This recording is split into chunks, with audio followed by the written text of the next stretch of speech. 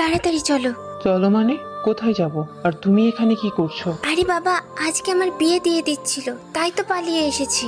বিয়ে মানে? তুমি তো এক সপ্তাহ আমার সাথে কোনো কথাই বলো না। আজকে যে আমার বিয়ে, সে খবর আছে তোমার? আচ্ছা বাদ দাও, তাড়াতাড়ি চলো এখন। চলো মানে?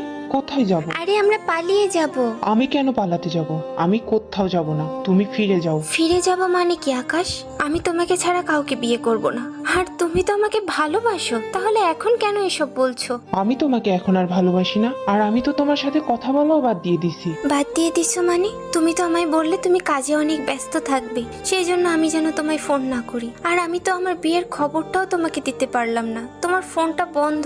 আমি আর তোমার সাথে সম্পর্ক রাখতে পারবো না, সেই জন্যই তো তোমার সাথে যোগাযোগ বন্ধ করে দিয়েছি। এইটুকু বোঝো না?